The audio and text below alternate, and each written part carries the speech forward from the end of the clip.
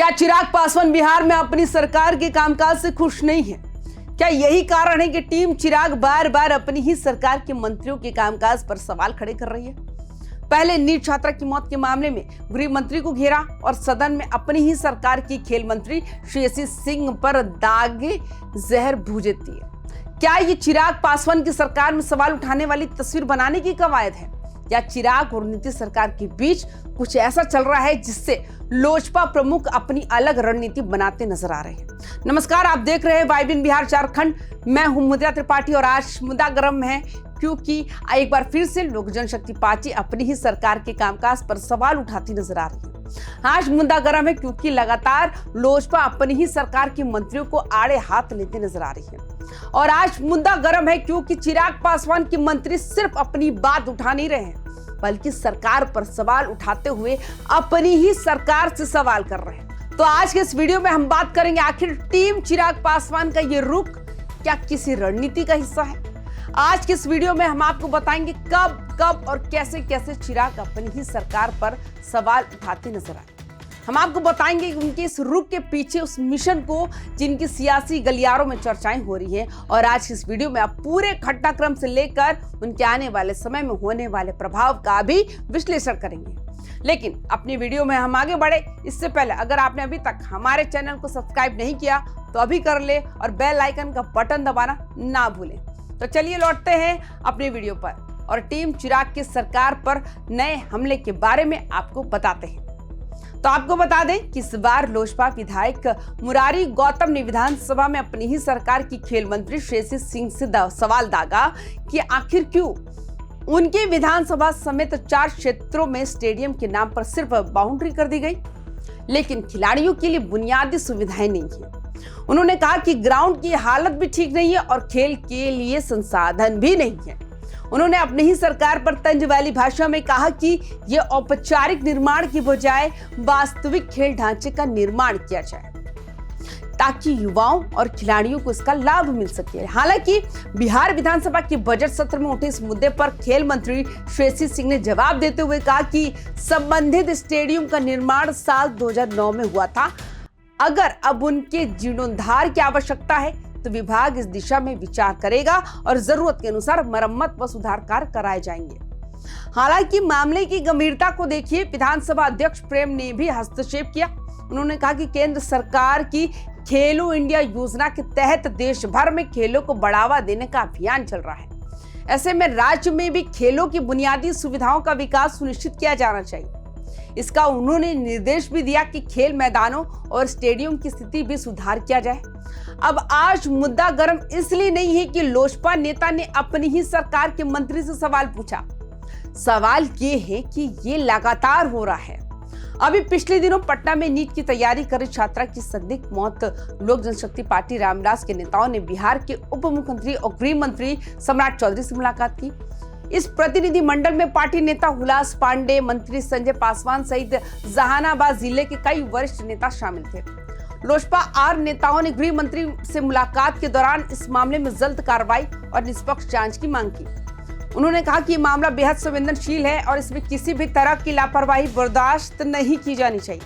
हुलास पांडे ने कहा कि उन्होंने सम्राट चौधरी से स्पष्ट रूप से कहा कि अगर जांच में कोई भी व्यक्ति दोषी पाया जाता है तो चाहे वो कितना भी बड़ा या प्रभावशाली क्यों ना हो, उसे कठोर से कठोर सजा दी जाएगी। अब सिर्फ ये 2 बैक टू बैक मामले नहीं बल्कि चिराग पासवान के कामकाज की उसी थ्योरी का एक्सटेंशन है जिसमें वो अपनी ही सरकार की खामियों को लगातार उठाते रहते हैं। आपको पिछली सरकार के कार्यकाल के अंतिम दिनों का याद ही होगा जब चिराग पासवान नीतीश कुमार समेत अपनी ही सरकार पर गंभीर आरोप लगाए थे। बिहार में कानून व्यवस्था और पुलिसिंग पर सवाल उठाते हुए चिराग ने लगातार हमले किए। यहां तक कि चुनावों से पहले उन्होंने यहां तक कह दिया था कि ऐसी गठबंधन सरकार के साथ होने पर उन्हें शर्म आती है। हालांकि उस दौरान इस दबाव की राजनीति का हिस्सा कहा गया ताकि सीट बंटवारा के दौरान वो इसे कैश कर सके, और ऐसा हुआ भी। लेकिन अब सवाल उठ रहे हैं कि आखिर चिराग पासवान क्यों अपनी ही सरकार के खिलाफ लगातार इस तरह से सवाल उठा रहे हैं? तो इसका जवाब खुद चिराग सरकार बनने के साथ ही दे चुके हैं। तो चलिए अब आपको आज के मुद्दे के मूल कारण से अवगत करा देते हैं। असल में बिहार की राजनीति में एक दिलचस्प ट्रेंड तेजी से उभर रहा है। सत्ता में रहकर भी सत्ता से सवाल, और इस ट्रेंड के सबसे बड़े चेहरे बनते जा रहे हैं चिराग पासवान। अपनी ही सरकार, अपने ही मंत्री और उन्हीं पर सार्वजनिक सवाल ये कि क्या ये सिर्फ नाराजगी है या फिर एक बेहद सोची समझी राजनीति पटकथा।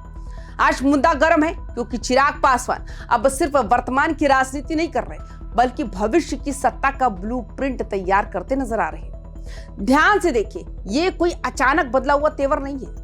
पिछली कार्यकाल में भी चिराग ने एनडीए में रहते हुए अपनी ही सरकार पर हमला बोला था, तब इसे बगावत कहा गया। आज इसे रणनीति बताया जा रहा है। राजनीति में एक फॉर्मूला हमेशा काम करता है, अगर आपको बड़ा नेता बनना है तो भीड़ से अलग दिखना पड़ेगा, और चिराग पासवान शायद वही कर रहे हैं। वो ये संदेश देना चाहता है कि मैं सत्ता में जरूर हूं, लेकिन सत्ता के सामने झुकने वाला नेता नहीं हूं। यानी कि एक ऐसा चेहरा जो कुर्सी से ज्यादा विश्वसनीयता को महत्व देता है। और यही से शुरू होती है मिशन 2030 की कहानी। चिराग पासवान कई बार इशारों में ये कह चुके हैं कि उनका लक्ष्य सिर्फ राजनीति में बने रहना नहीं, बल्कि बिहार की सत्ता का नेतृत्व करना है। मुख्यमंत्री की कुर्सी अचानक नहीं मिलती, उसके लिए सालों पहले जमीन तैयार करनी पड़ती है। पहले छवि बनती है, फिर स्वीकार्यता, और फिर जनता खुद कहती है अब इन्हें मौका मिलना चाहिए। माना जा रहा है कि चिराग पासवान अभी इसी स्टेज पर काम कर रहे हैं। अपनी ही सरकार से टकराकर वो निर्भीक नेता की छवि बना रहे हैं। सिस्टम पर सवाल उठाकर जनता आवाज बनने की कोशिश कर रहे हैं, और गठबंधन में रहकर भी अलग पहचान कर रहे हैं। लेकिन इसके पीछे एक और बड़ा राजनीतिक संकेत छिपा है। बिहार की राजनीति लंबे समय से कुछ स्थापित चेहरों के इर्द गिर्द घूमती रहती है, लेकिन अब सवाल उठने लगे हैं अगला बड़ा नेता कौन। और राजनीति का एक नियम है कि खाली जगह कभी खाली नहीं रहती। जो नेता पहले से तैयार होता है वही उस स्पेस पर कब्जा करता है। क्या चिराग पासवान उसी खाली होती राजनीति की जमीन को देख रहे हैं? क्या वो खुद को नेक्स्ट जनरेशन लीडर के तौर पर स्थापित करने की जल्दी में है? क्योंकि अपनी ही सरकार पर सवाल उठाना सिर्फ बयान नहीं होता, ये एक संदेश होता है। संदेश की कि मैं सिर्फ सत्ता का हिस्सा नहीं, सत्ता का विकल्प भी बन सकता हूँ। हालांकि ये रास्ता आसान नहीं है। ज्यादा हमलावर हुए तो सहयोगी असहज होंगे, ज्यादा शांत रहे तो अलग पहचान खत्म हो जाएगी। लेकिन फिलहाल चिराग पासवान जिस संतुलन के साथ चल रहे हैं, ये बताता है कि उनकी राजनीति आज के पद से बड़ी है। उनकी नजर अगले चुनाव पर नहीं, बल्कि उस दौर पर है जब बिहार नया नेतृत्व तलाशेगा। तो आज मुद्दा गर्म में है। अब सवाल दर्शकों से, क्या चिराग पासवान अभी से 2030 की जमीन तैयार कर रहे हैं? क्या अपनी ही सरकार से टकराने वाला नेता उनकी सबसे बड़ी राजनीतिक ब्रांडिंग बन सकता है? और क्या ये रणनीति उन्हें भविष्य का मुख्यमंत्री चेहरा बना देगी, या फिर गठबंधन की राजनीति उनकी उड़ान सीमित कर देगी? लेकिन इतना तय है कि चिराग अब सिर्फ राजनीति में मौजूद नहीं है, वो बिहार की भविष्य की सत्ता की कहानी में खुद को मुख्य किरदार के तौर पर लिखना शुरू कर चुके हैं। मुद्दा गर्म के आज के इस एपिसोड में इतना ही। ऐसे ही नए मुद्दे को लेकर होंगे आपके बीच हाजिर। तब तक के लिए दीजिए इजाजत। नमस्कार।